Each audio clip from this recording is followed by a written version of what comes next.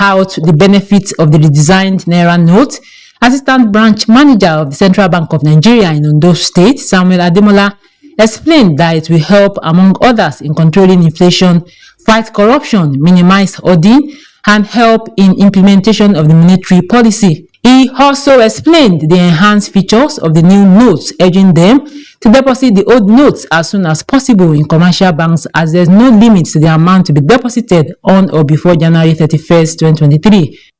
There are a lot of counterfeits even in the system already, but that is why we are doing this sensitization, so that we can show you the original note and the one that is not original. Some of the market women appreciated the gesture of the CBN. It's okay, but they should help us to do everything. It should be okay for us to receive the money. If we go to bank, let us see the money safely. The traders were urged to explore other payment channels in addition to deposit in commercial banks. In Akure, Toyin Batire. Meanwhile, residents of Uyo, Akwa Ibom State are worried over the feasibility of the 31st January deadline by the CBN for the usage of the old Naira notes, as most automated teller machines ATMs in Uyo have limited supply of the new Naira notes, with the majority of ATMs dispensing the old notes. Evelyn Baduekbo has an update. Irrespective of messages sent to customers by some commercial banks on availability of new Naira notes in the automated teller machines, limited supply of the new notes appear to be available for transaction. Some customers express worry on its circulation before the January 31 deadline. The central bank has set 31st of January as deadline for collection of the old currency note. But surprisingly, banks are still dispensing the old note, so it was an issue of concern to me. It was issued at the ATM at the counter, so I got the new note. I requested for it, so I was given. So, but not yet paying in the machine. Other banks do not yet, but it's circulating. You get over the counter. A visit to some few automated teller machines in Uyo reveals that few persons have come in contact with the new notes. It's just the same currency, just with different colors. That's the only thing. No new value to it. The banks are still sending out the old currency notes, so it might be difficult for them to retrieve the old notes before the 31st deadline that has been set. We should make the decision and enforce it somehow now. Make sure all banks start dispensing the notes.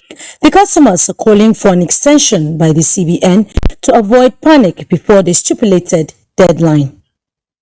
In Uyo, Evelyn Badu. Well, still on the Naira redesign, the governor of the Central Bank of Nigeria, Godwin Emefiele, and the governors of the 36 states will meet this Thursday over the redesigned currency notes and the Apex Bank's withdrawal policy. The spokesman for the Nigeria Governors Forum, Abdul Razak Bello Barkindo, disclosed these in a statement posted on Facebook Wednesday. The CBN had in October last year announced the redesign of 1,000 Naira, 500 Naira, and 200 Naira notes. It also set January 31 as a deadline for the withdrawal of old Naira notes from circulation, which is 12 days before the expiration of the deadline. The two parties will meet to discuss the impact of the redesigned Naira notes and the withdrawal policies that had generated mixed reactions in the country. Now, after running the 5,000 Naira third-party motor insurance premium for about January 1, 2023, the reactions that greeted the announcements were not unexpected, as many people believe that raising the premium by 200% was not only high but came at a wrong time. But while admitting that there is no particularly good time to raise a fee, insurance practitioners are concerned that the focus of most commentators on the premium increase has been the hike rather than the attendant benefits. And so joining me in the studio to discuss what the new rates pertain for the industry and the economy at large is an insurance and risk management consultant, Dr. Samuel Chukwuma, who is also a seasoned legal practitioner. He is currently the principal consultant and CEO of ISG Consulting Limited, a frontline insurance and risk management consulting firm. You're welcome, Doctor, to Business Experts. Thank you. My pleasure. Yeah, great. I hope the cold is not affecting you much. No, it's all right. Okay, great. Yeah. So perhaps we start by looking at the whole idea of this 200% rise.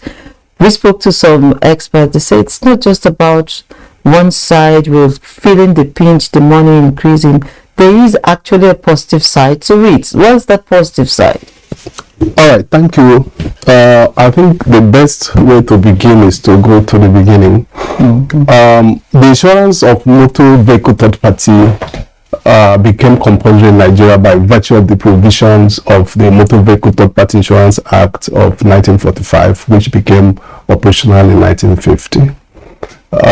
Nigeria is not the only country that operates a compulsory motor vehicle third party insurance. It began many years ago. Denmark started it in 1918. Norway joined in 1927. The UK in 1930. India 1937. And Nigeria joined in 1950. Now, it is actually an offense under our law for anyone to use a motor vehicle on the road or permit the use of the motor vehicle on the road without there being, in relation to the use of the vehicle, a policy of insurance.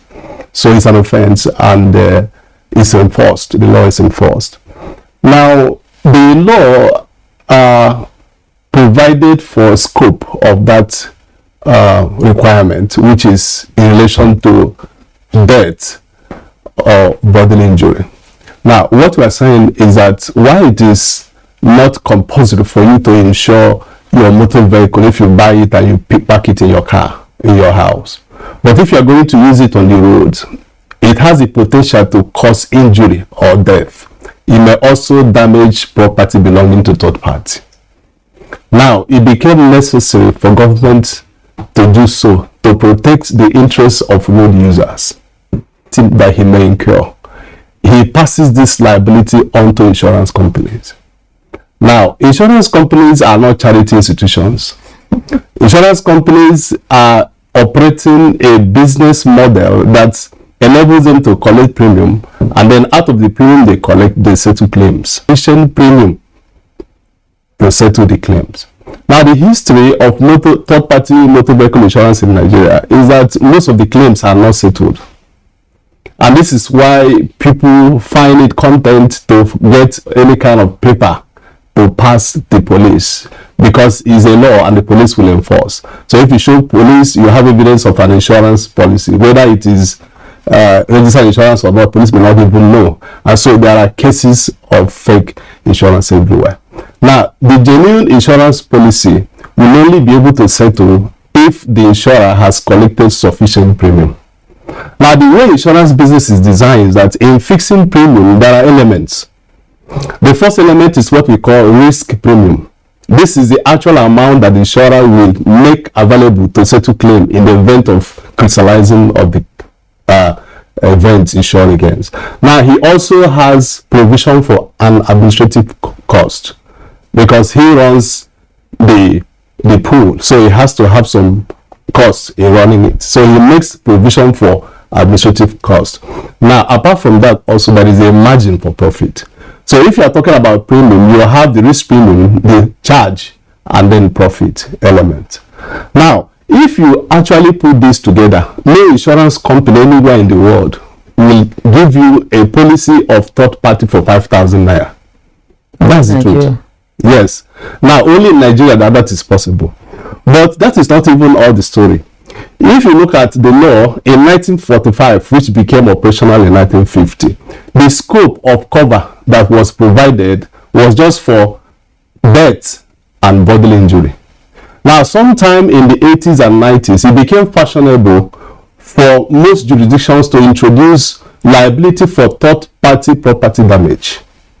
Now, what we mean by this is, apart from the potential or capacity or possibility to kill somebody with a vehicle on the road or cause him injury, one is also capable of running into another vehicle and damaging it. One can also run into other public structures, if you like. And so it became fashionable to introduce what is called third-party property damage. And by the way, third party is anybody who is not the insured or the insurer, because the insurance contract is essentially between the insurer and the insured, the first and second party. So anybody who is not the insured or insurer becomes a third party if it's going to be likely to be injured by reason of the use of the vehicle. In this case, Motor Vehicle Third Party Insurance Act.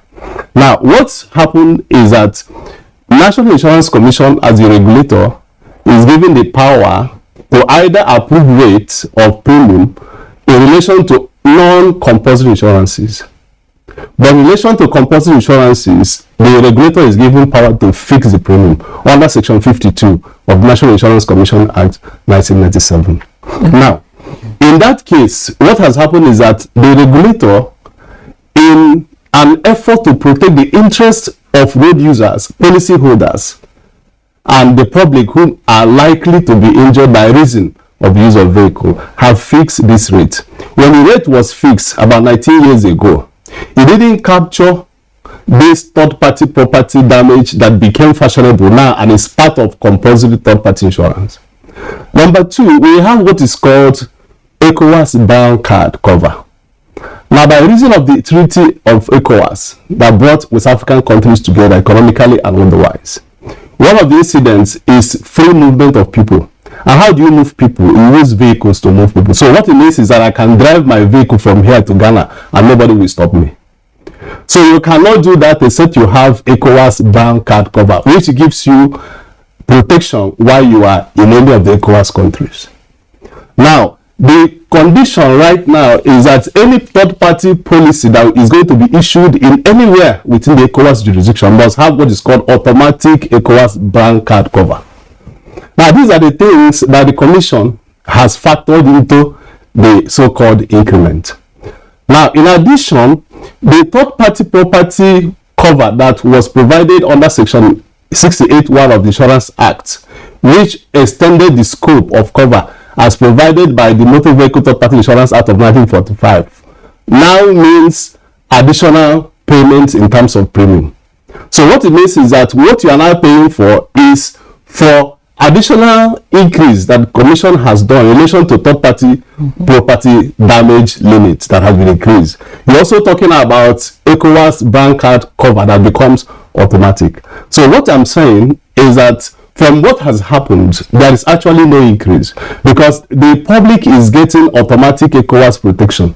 And not to say that they actually do not travel outside the country, one, and then there's also the issue of we don't even get to access this when things happen. We just pay out of the pocket and life goes on. Yeah, there are two issues that you have raised now. The first issue is not traveling. You don't know when you're going to travel. So if you don't have it, what it means is that upon entering the new jurisdiction, you must buy the cover there. You must buy it. So it will be naturally higher. So it's advantageous for you to have it because you don't know when you may move. That's one. Then two, in the issue of assessing payment, like I said from my introduction, the reason it was difficult in the past to have payments under third-party cover is because the insurer must have sufficient leeway to settle claim. That's premium. So if you pay, for example, 5,000 and there is a loss, that is an accident that caused death, and we are talking of death of a professional, for example. Now, if the cost is 100 million, it is still out of the 5,000 that you pay the cost. Okay. If somebody is injured and he needs to be treated abroad, it is still from the 5,000 that the insurer will settle the claim. But what is more interesting now is because in relation to third-party property damage, inflation and all other considerations have affected the cost of repair. The average cost of vehicles on the road, some of them are 15 million, 20 million. So what the insurer is paying now is 1 million naira under the 5,000 arrangement. So if you are going to protect me, if I injure somebody or hit somebody's vehicle, there must be sufficient capacity by the insurer to be able to fix the vehicle that I have destroyed. That's what we are saying. So, and it became necessary to increase that limit. For private motor, it has increased from 1 million to 3 million, and in that order for other categorizations within the arrangement. So essentially, it's very good for the public. Okay, Yes. I want to take this last question before I let you leave. Is there any outlook to say, okay, this is how much we expect the sector to raise this year, or how much would be expended? Is there any forecast to that regard?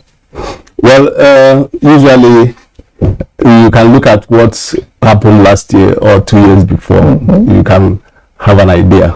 Where the insurance industry is today is not where it ought to be, but every effort is being made, both the operator and the regulator, to ensure that insurance is adding value and increasing in terms of total gross premium.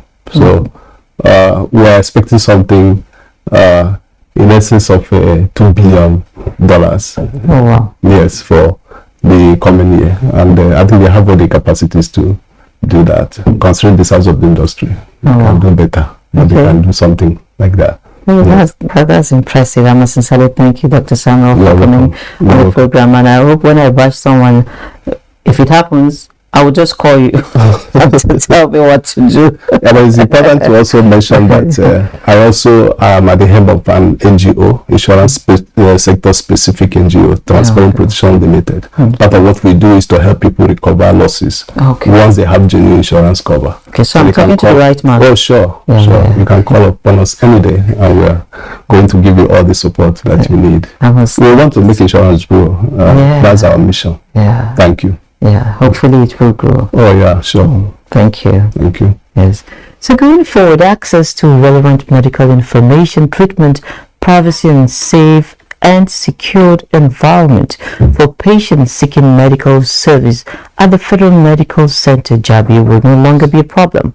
This is because the document, Patients' Bill of Rights, launched in 2018, has now been unveiled and domesticated by the Federal Medical Center.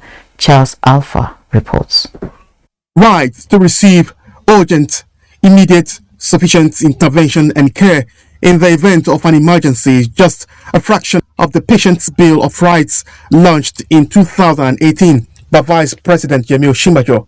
It was meant to give healthcare seekers opportunities to demand and hold health professionals accountable for whatever service rendered.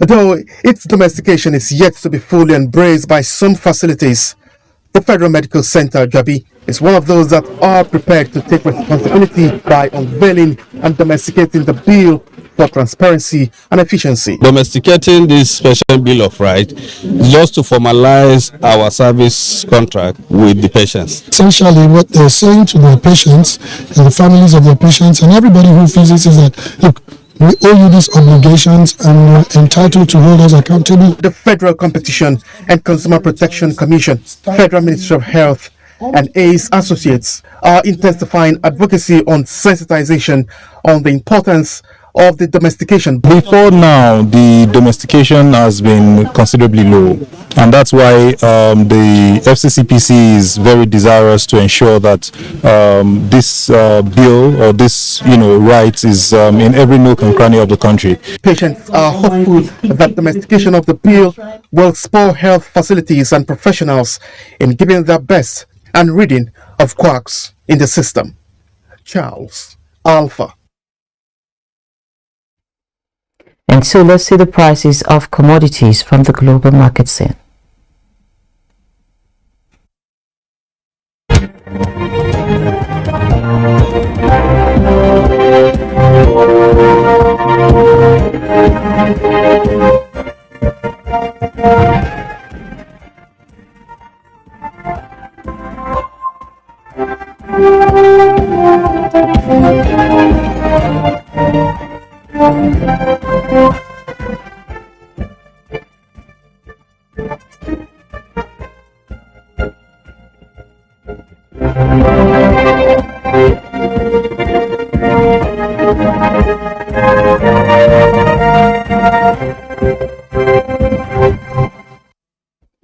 The equities market in Nigeria closed Wednesday on a negative note, cancelling Tuesday's gains. The NGX All-Share Index depreciated by 0.16% to close at 52,615.51 points. Market capitalization dropped to 28.65 trillion naira.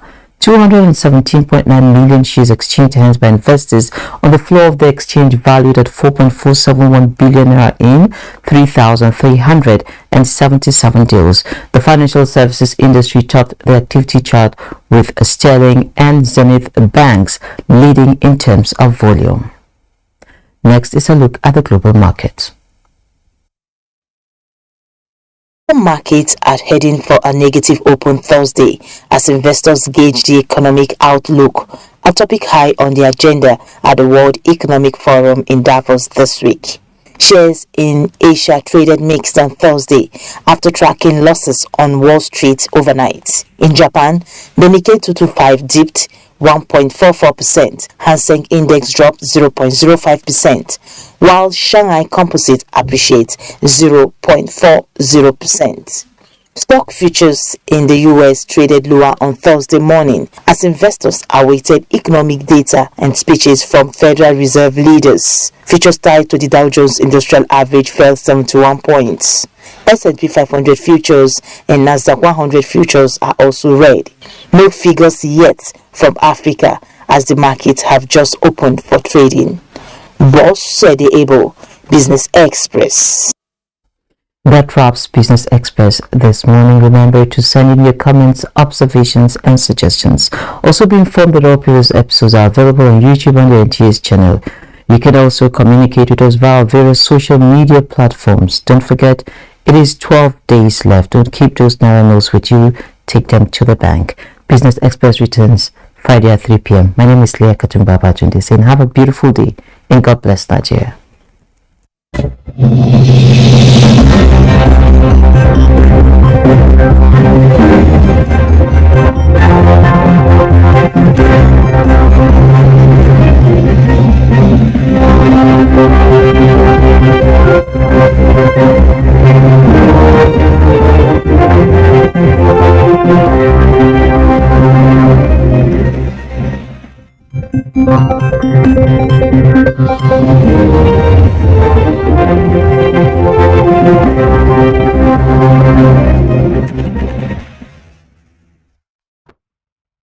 Information is power.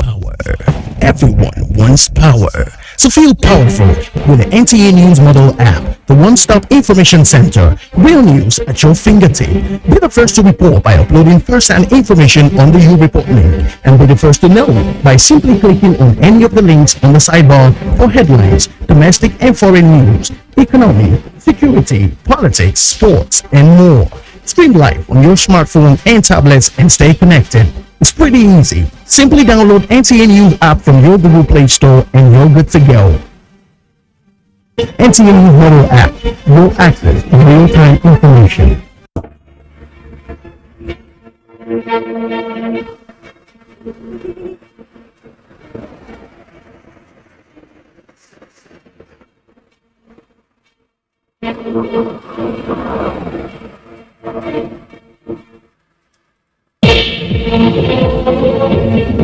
Wouldn't like to drive in the rain. It depends on the velocity of the rain.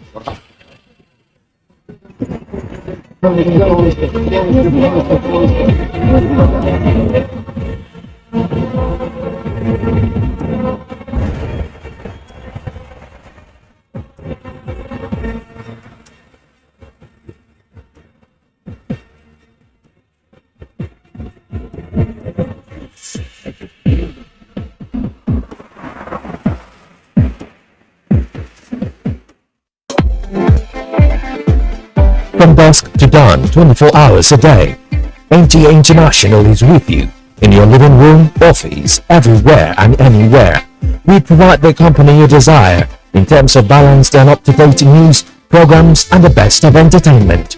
Tune in to DSTV channel 251, GoTV channel 91, Freeview UK channel 264, or you can download www.visiontv.co.uk. App for iOS or Android. You can also see us on Facebook and YouTube for quality content on the go. NTA International, Africa's window to the world.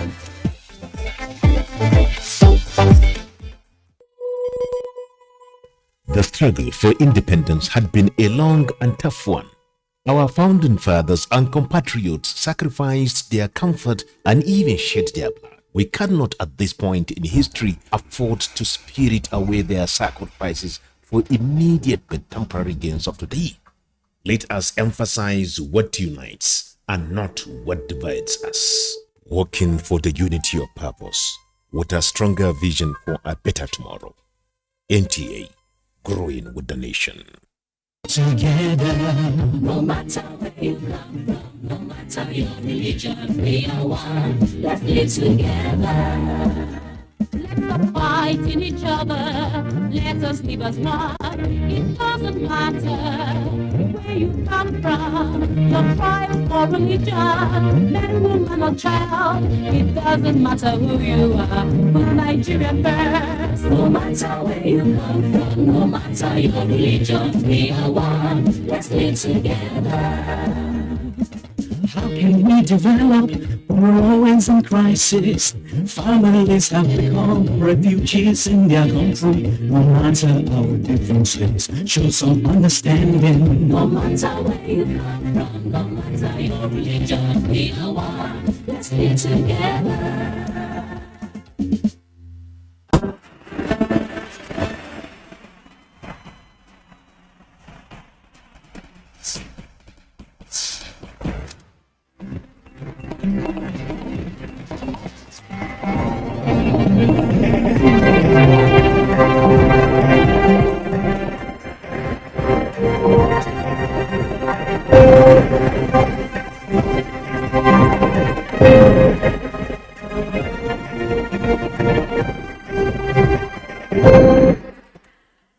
Welcome to the news at 10 on NTA News 24. We're live in Abuja, the nation's capital. I am Anne Jibuno.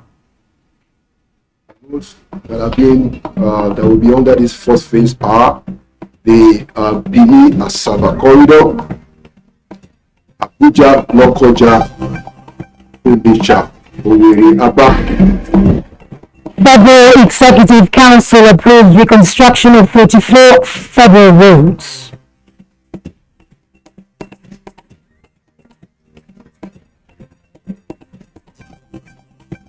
Looking at census as a process of providing the data that we need for planning purpose. National Population Commission trains field coordinators ahead of 2023 nationwide census. Ahead of 31st January deadline, CBN sensitizes Nigerians on the designed Naira notes. No hiding place for drug dealers. NDLEA to decide fate of 34 drug barons in coming weeks.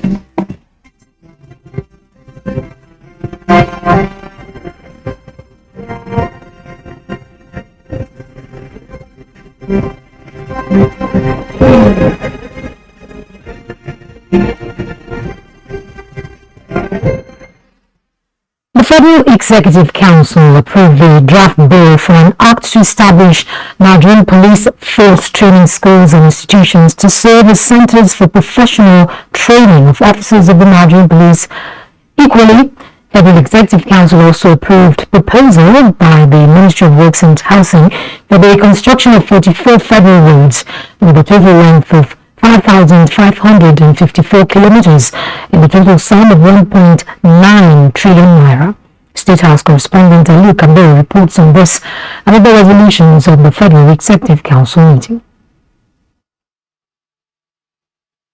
In the quest to addressing gaps in the training of police officers across the country, the Minister of Police Affairs, Margaret Njadi, has presented a memo to the Federal Executive Council for the approval of the draft bill for an act to establish the Nigerian police training schools and institutions, which the Minister said will go a long way towards enhancing capacity for effective service delivery. The Federal Executive Council also intervened in the overhauling of the 9 road corridors, in addition to the construction of 44 federal roads across the country, are expected to consume about 1.9 trillion naira, as addressed by the Senior Special Assistant to the Vice President on Media and Publicity, Laulu Akonde, on behalf of the Works and Housing Minister.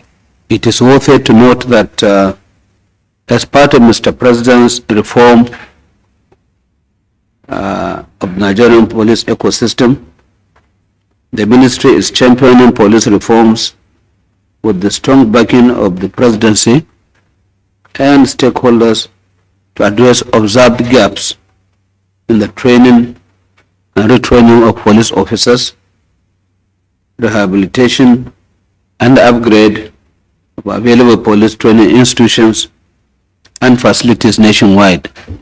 The roads that are being that will be under this first phase are the Benin-Asaba corridor, Abuja, Lokoja, Onitsha, Owerri, Aba, Shagamu to Benin, Abuja, Kefi, Akwanga, Lafia to Makurdi, Kano, Maiduguri as the Kano Shauri, Enugu to Port Harcourt, Lagos, Ota, Abeokuta, and Lagos, Badagry, Seme.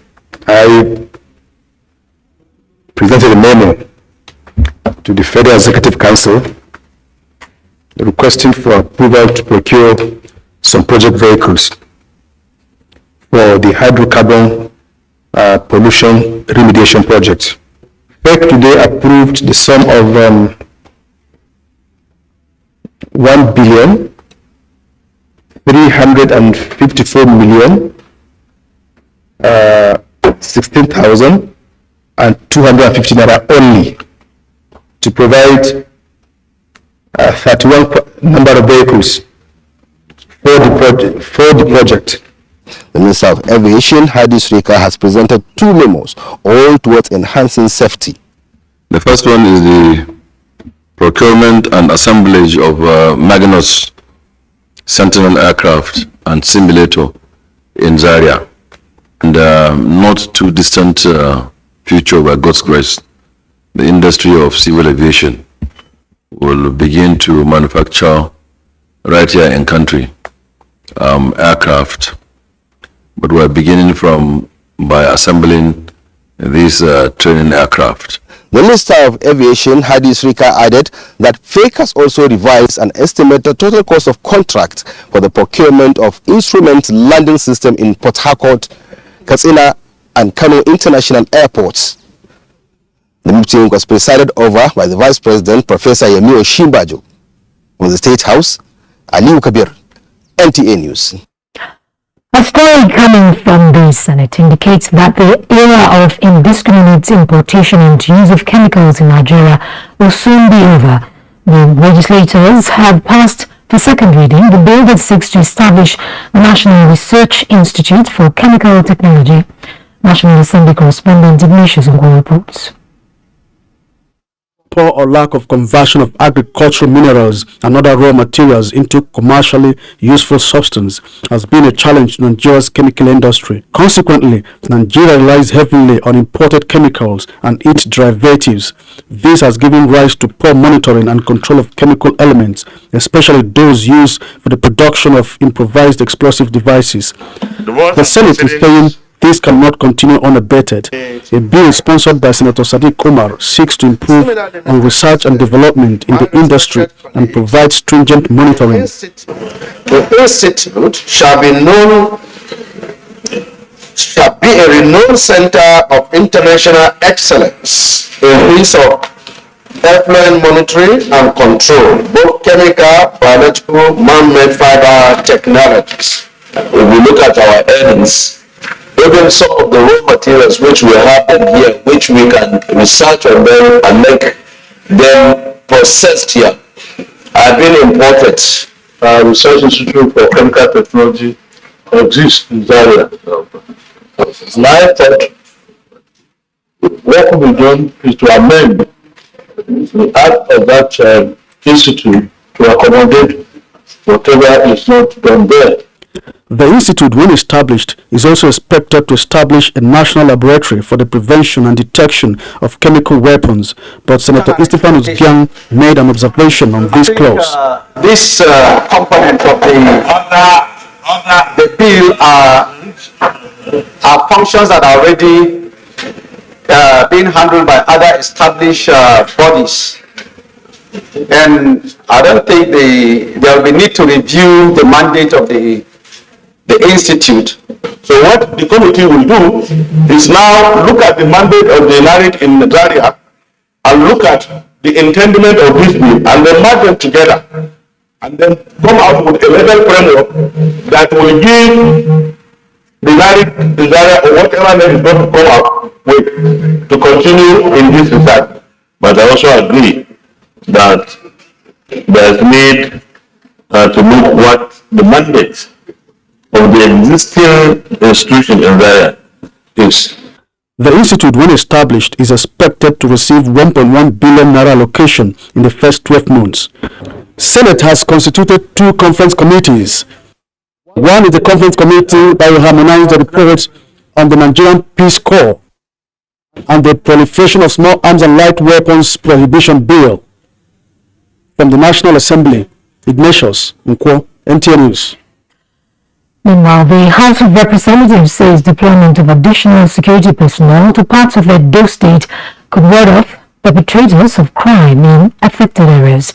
During plenary Wednesday, House members supported the establishment of a police mobile force base and Nigerian Army barracks forward operating base in Edo Central to tackle kidnappers. National Assembly correspondent Lami Ali reports. The request is sequel to a motion from Representative Sergio Sogun, who made reference to the recent kidnap of train passengers and 2 other incidents. On Monday 9 January 2023, Mrs. Christos Aipolog, the president of customary court, was kidnapped on her way to court around Ogoneki. Former member of the Edo State House of Assembly, Mr. Festus Edwile, was also kidnapped on January 9, 2023 at Ogoneki town. The lawmakers observed with sadness the death of DSP Michael Adams, who lost his life during a rescue operation following a gun duel with the kidnappers, and commended the security personnel for their bravery and sacrifice. The motion from Dennis Idahosa asking the Ministry of Works to construct a pedestrian bridge at Okada Junction on Benin-Oro Lagos Highway was adopted. Plenary featured the second reading of the bill to establish Nigerian maritime zones forwarded from the Senate for concurrence, and the bill to amend National Directorate of Employment Act. Empower the Directorate to ensure strict compliance with the provisions and principles of federal character in employment and vacancies in the country. 4 bills, among them Bill to domesticate African Union Convention for the Protection of Internally Displaced Persons, passed first reading. The bill seeking legal backing to Project Development Agency PRODA Enugu to conduct scientific, engineering and technological research was considered and approved. From the National Assembly, Lami Ali, NTA News. Away from the National Assembly, the Secretary General of the United Nations World Tourism Organization, Yoab Polo-Likashvili, has assured Nigerians that the global body will remain consistent with the country on tourism development. He stated this when he received an audience Information and Culture Minister Lai Mohammed at the organization's headquarters in Madrid, Spain. Anthony Fossum reports.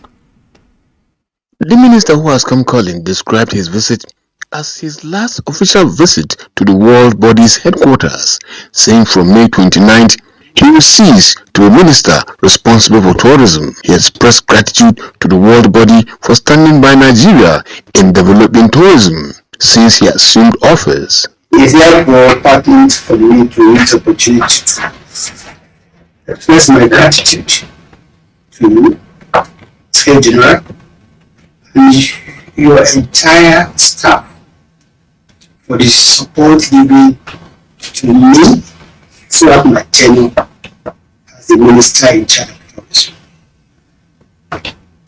I also want to commend your commitment to the growth of the tourism sector in Nigeria. He recalled that the organization has worked tirelessly to readmit some affiliate members from Nigeria back to the fold, and to Zwapolo Likashvili, La Mohammed had these words for him. Everywhere, you have brought a lot of innovations to the organization. You have succeeded in carving a niche. The marks that you have made on the sands of time within and outside the university will speak for you in the years to come. I know that long after I would have served out my tenure in May this year, the personal and professional bonds that we have already established will be sustained. It is my sincere desire that our paths will cross again in Nigeria, Madrid, and other parts of the world. In quick response, the Secretary General promised to carry out legacy projects in Nigeria in honor of Lai Mohammed. The projects, he said, will include a training academy, more hosting rights for Nigeria, among others. Lai Mohammed was accompanied on the trip by the Director General of NAHOTO and his NTDC counterpart. In Madrid, Spain, Anthony Forson, NTA News. You're watching the news at 10 on NTA News 24. There will be more reports after the break. Please stay with us.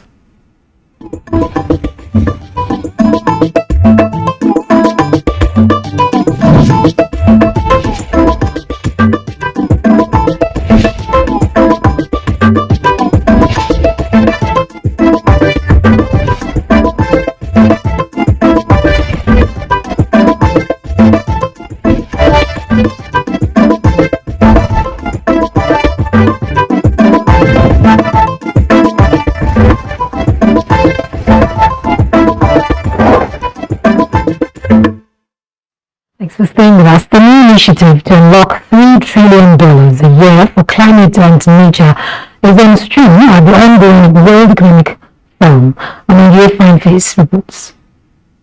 Philanthropic givings totaled $810 in 2021, but only 2% of it went towards reducing carbon emissions.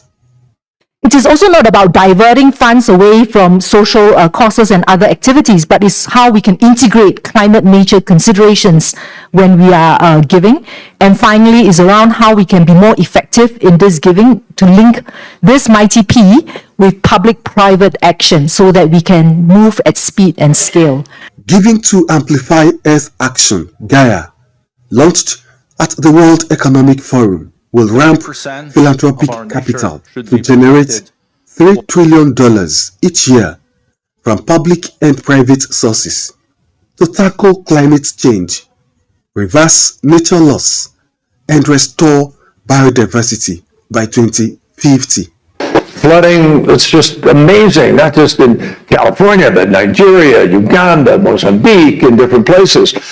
Of the 20 most affected countries in the world from climate crisis, 17 are in Africa. And if we're going to keep faith with the Global South and we're going to be real about dealing with justice in this transition, then we have to make sure we're bringing the Global South along, even though that's adaptation and that's resilience and talking about loss and damage. And therefore we need to work collectively to be able to also push philanthropic action and money into adaptation, resilience, to avoid things that happen in Pakistan, to actually push forward. Over the next 12 months, this initiative will identify and target climate and nature solutions, pilot and refine funding models to support climate interventions, and build on existing examples of success. Omengiye Fineface, NTA News.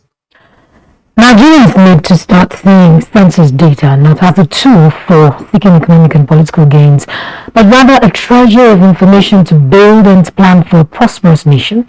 Chairman, National Population Commission, Nasir Isakwara, disclosed this at an orientation program for census training and field coordinators in Abuja. Oluseyi Adiagbo has details. In its engagements, people will critique the conduct of the general census. The National Population Commission (NPC) has been unequivocal in conducting a credible health cleanse that will produce an inclusive and user-friendly data. Looking at census as a process of providing the data that we need for planning purpose. If we are able to invest in our people based on data that's been generated, then this country will move forward. Few months to the exercise, the NPC is unrelenting to make it a fully digitized one and transparent.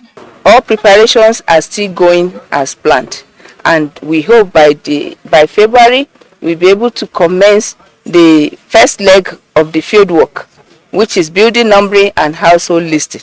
So Nigeria is on course to implementing the first most successful census ever. The latest of the Commission's preparation is this orientation program for state and field coordinators. This one has given us a very powerful knowledge and exposed us to a lot of digital concepts. This is the third census we are witnessing. We have never seen this kind of arrangement being put in place to ensure a successful census. These are the men who will handle affairs on the ground, who will be able to receive enumerators, supervisors, field coordinators, DQM, and the rest of them. So it's only proper that they know the entire gamut of the process. Participants who will be coordinating the census affairs at the various sub-national levels will, during the training, be familiarized with channels of communication and feedback mechanism, including methodology that the 2023 Population and Housing Census entails. In Abuja, Olusegun Adiagbo, NTA News. Oil prices changed slightly on Wednesday as Brent futures fell by 22 cents. Let's join Kunle Adeyeye for the details.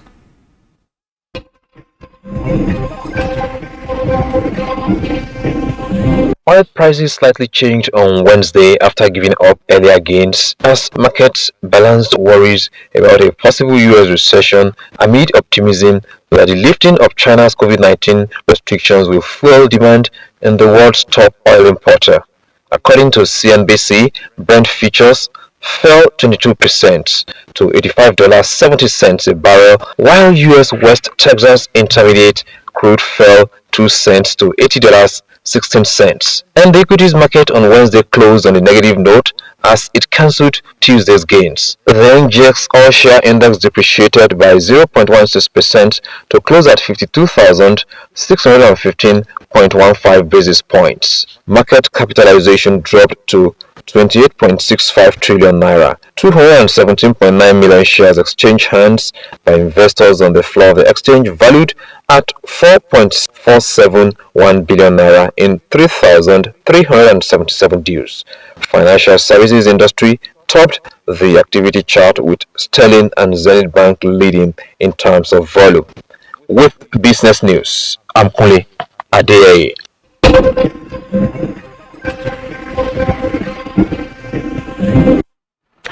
Still staying with the economy, Nigerians are expected to turn in the old Naira notes on or before 31st of January, when the old currency notes will no longer be legal tender. The Central Bank of Nigeria took sensitization on the redesigned Naira notes to urban market in Akure, urging traders and the public to embrace the redesigned 200, 500 and 1,000 Naira denominations for optimal transactions. Tony Matiri reports.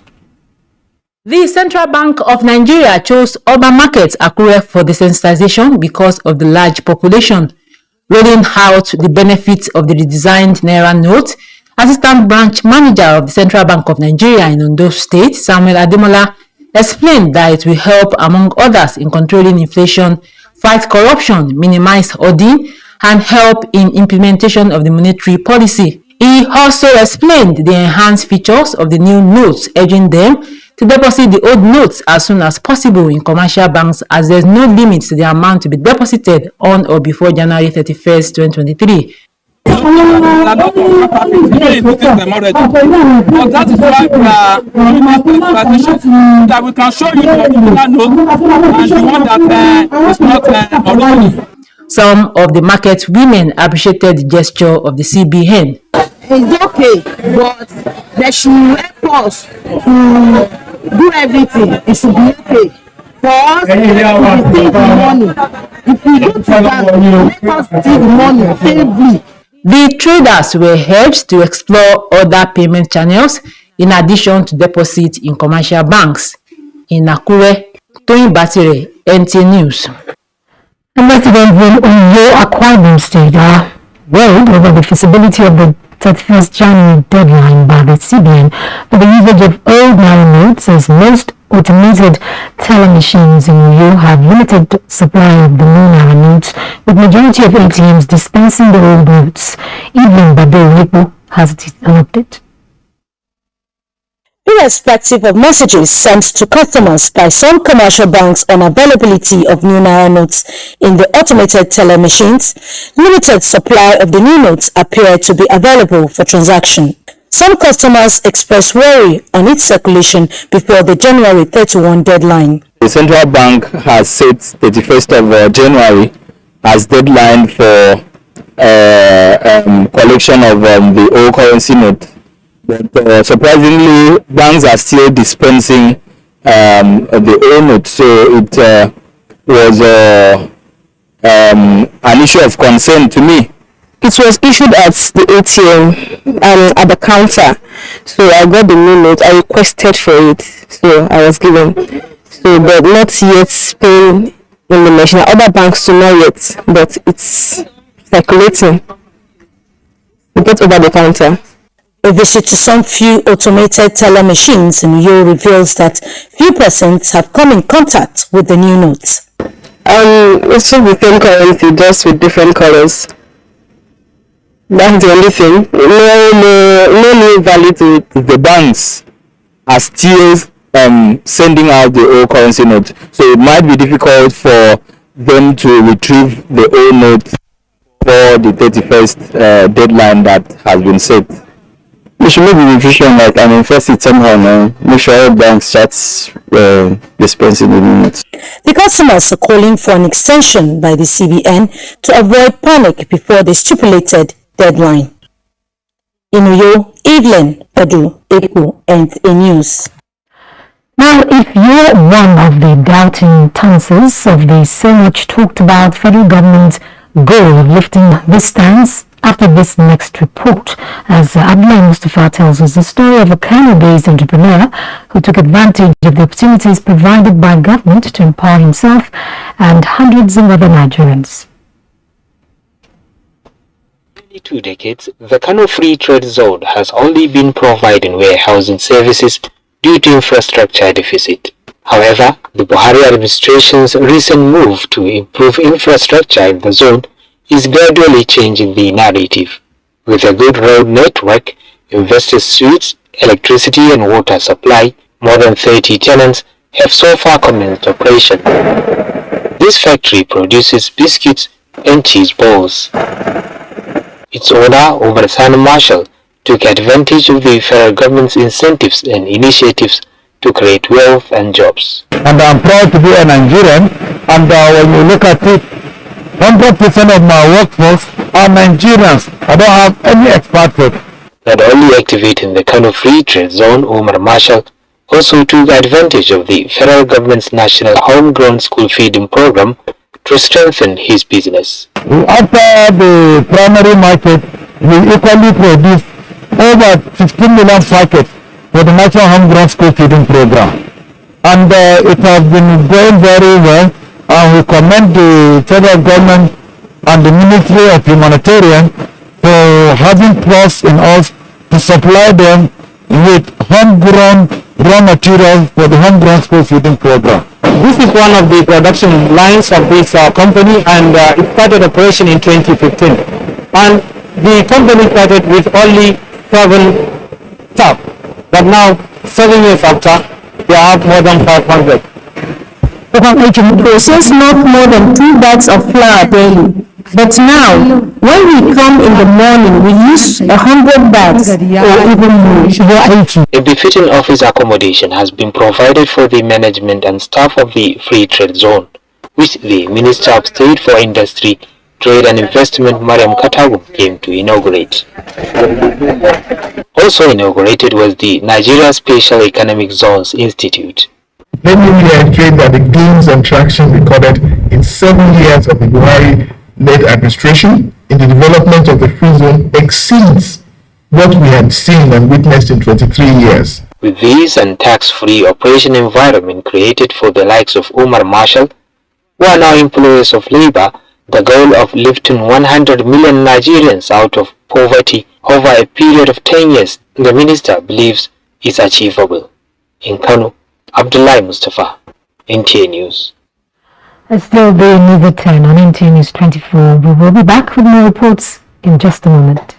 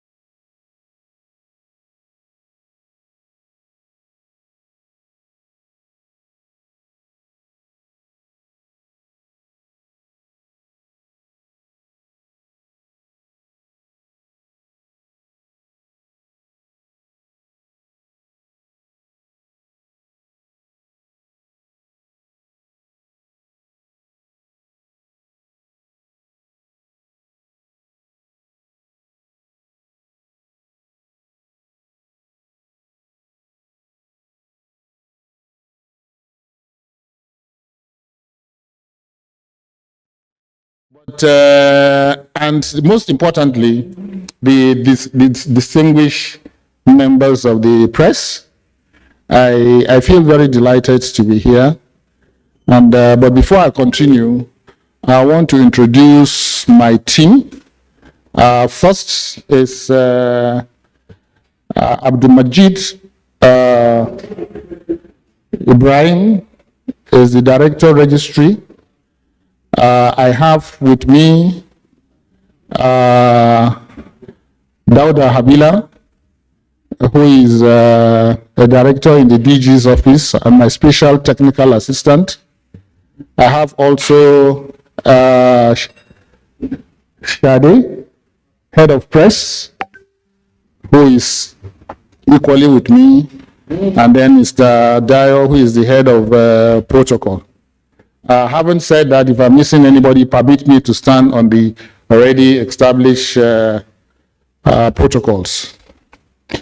I think I'm excited and delighted to be here today to be able to talk to you because you have quite an important segment of the development of this country in terms of economic diversification that is taking place. Particularly, before I continue, I want to use this forum to be able to now appreciate and thank Mr. President, President Muhammadu Buhari, who in his kind wisdom has once more, without even knowing me, given me that responsibility to yet another second term. And I will keep repeating, if somebody who doesn't know you has given you that responsibility, I think the least you can do is to be able to now put in your best. But going even beyond that, Nigeria belongs to all of us, and we have a responsibility to be able to now put in the best we can, because posterity is going to judge me. God is going to judge me as to my responsibilities when I was given the mandate in 2019, and then I'm now given a second term renewal. It only calls for me to do more in terms of carrying out my responsibility. Not just my responsibility in line with the law, my responsibility to the role I need to play towards adding value to this nation, and most importantly, to Nigeria, to be able to now reposition the country.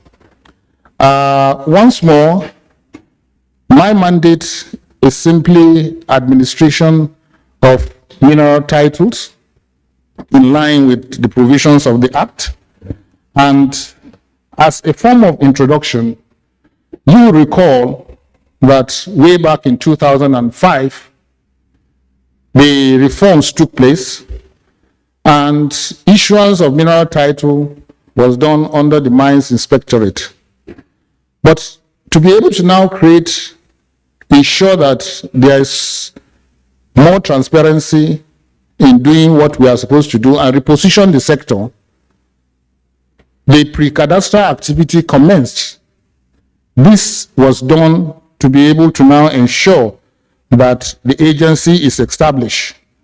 And the agency came into being in 2007 with the reenactment of the Act, which equally stipulates a mining cadastral office to be established. So the Act, the Nigerian Minerals and Mining Act, established the Nigerian Mining Cadastral Office in 2007 with clear mandates as to administration and management of mineral titles and maintenance of the cadastral register.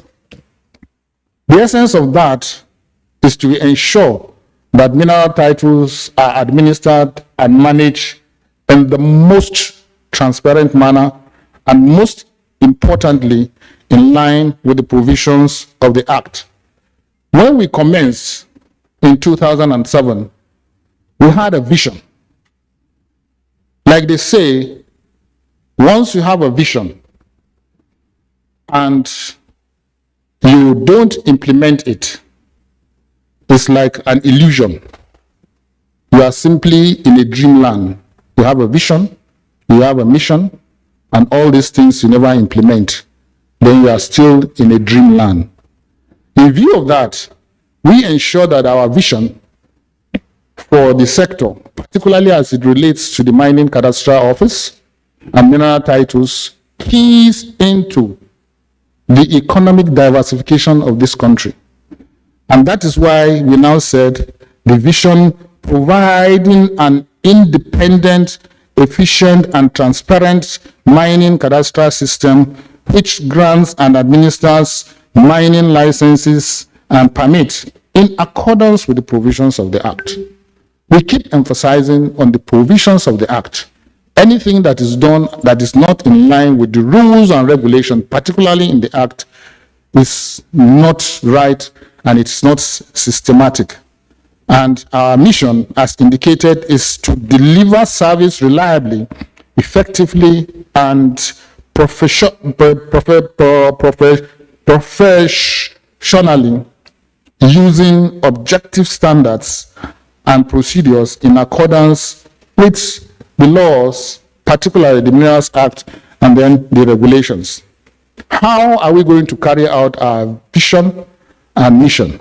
We must be able to now key it into basic international principles. What are the principles? The principles are simply the aspect of priority, use it or lose it, objectivity, non-discretionary, transparency, amongst other. So in line with that, you'll find out that we have functions, being able to now receive applications, process them, and grant them as in line with the law. And in the process of granting these mineral titles, we must be able to now key in the main ingredients, let me call them ingredients, of these aspects of the principles. These principles, like I earlier said, they are simply the priority. What do we mean? We simply means that first come, first serve. There is no way somebody will have a mineral title, an application. He is number one, first in time. Then somebody comes number two. Let's not even go too far. And then want to give priority to number two. We don't do that because we have unique numbers.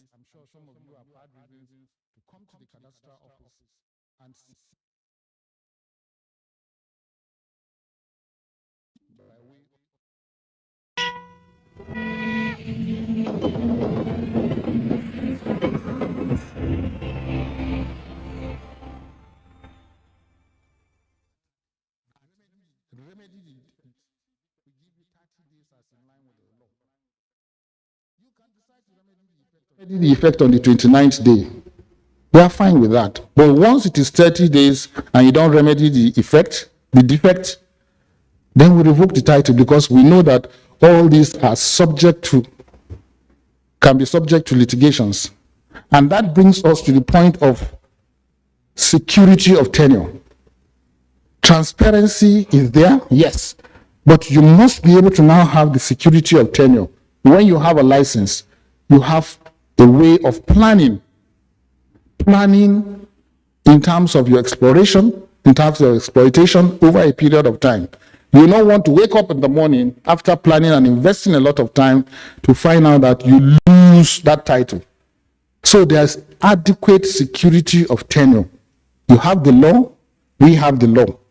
And that is where we come into objectivity, and which is basically based on our laws.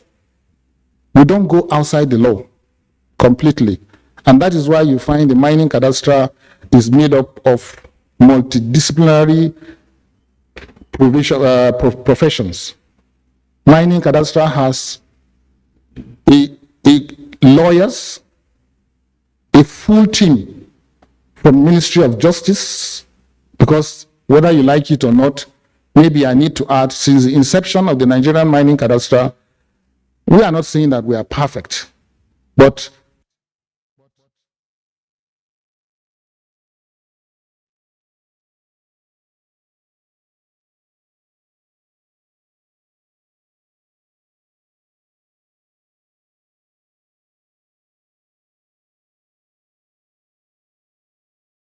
Into DSTV channel 251, GoTV channel 91, Preview UK channel 264, or you can download www.visiontv.co.uk. App for iOS or Android. You can also see us on Facebook and YouTube for quality content on the go. NTA International, Africa's window to the world.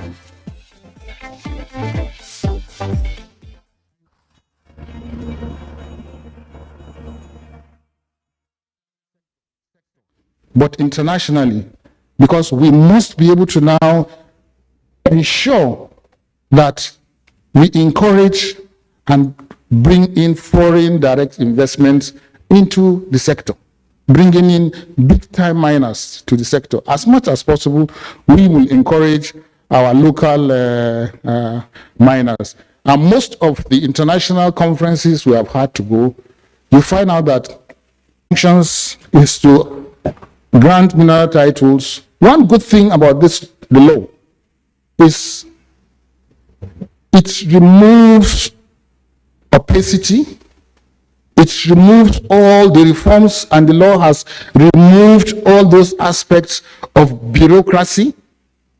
You will be so surprised that at the end of the day, you don't need to know the minister to get a license, because out of the number of types of licenses that we have, 6 of them, the Director General of. But we must be able to now look at the journey so far.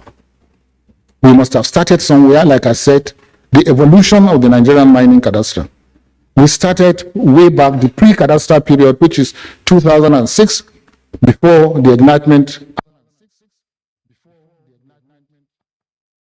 and the establishment or the creation of the Nigerian mining cadastral, which is 2007. Before that time, we had irregular shaped polygons. We had to be able to now consult internationally and align ourselves. We are equally, the mining cadastral, Nigerian mining cadastral is part of the ECOWAS technical experts. We attend those to be able to now synchronize all the activities, so that if somebody comes, for instance, to West Africa, he doesn't need to find very sharp differences. So before then, we had these irregular polygons, which is